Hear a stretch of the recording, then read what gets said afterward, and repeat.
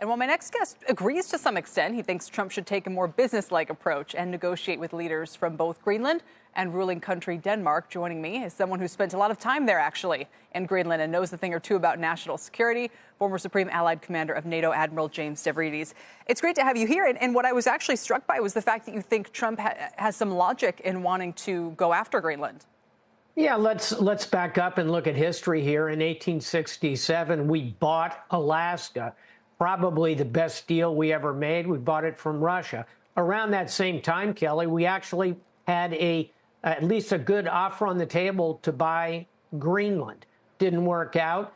Flash forward to 1917, the U.S. Virgin Islands, where many of us have vacationed quite happily. Where'd we get them? We bought them from Denmark. So it's not crazy to think about some aspects of getting real engagement in Greenland. But the idea of simply invading it, which would be tantamount to going to war with a NATO partner and ally, Denmark, that's a non-starter. Take military off the table. In terms of purchase, boy, there hasn't been a big land purchase like that in international relations in really a century. Pretty unlikely to go. So what's left, and that's what I address in the article in Bloomberg Opinion, let's get engaged. Let's do business with them. Final thought here, Kelly. The Prime Minister of Greenland said Greenland is not for sale. Right. But we're open for business. Let's take him at his word. So the experts say this would give us access to the Northern Sea route, which is controlled by Russia. The Greenland has rare earths. It has uranium. So there are some opportunities there. One question, would it be a territory if it became part of the U.S., right? And does that mean they can what can they access of America? I mean, do they get access to the Social Security and welfare system, or is it not all that? It would depend on the way in which we acquired it. So if we purchased it outright, and if the Greenlanders, and there's only 56,000 of them. I mean, wow. Think about this for a minute. Greenland is 3 times the size of Texas and has a population just over 50,000.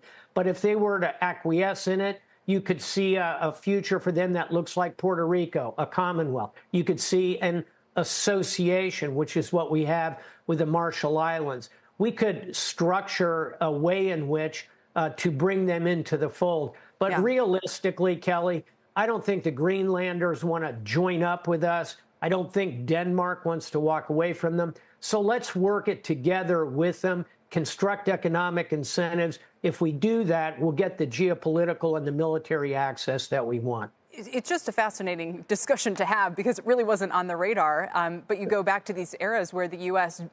literally made land purchases and expanded territory. And if there's a strategic interest here, and yourself and others have made the point many a time about our adversaries in Russia and in China, how would you imagine that they are taking this news when they see Trump literally talking about Greenland or the Panama Canal where the Chinese are active?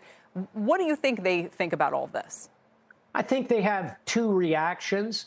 One is it's good for them in the sense that we're always critical about Putin using military force to take over Ukraine. We're very critical of the idea of China using military force against Taiwan. So when a U.S. president even musingly says, well, I can't rule out military force to take Greenland or the Panama Canal, China and Russia like that because it puts a better light on their actions.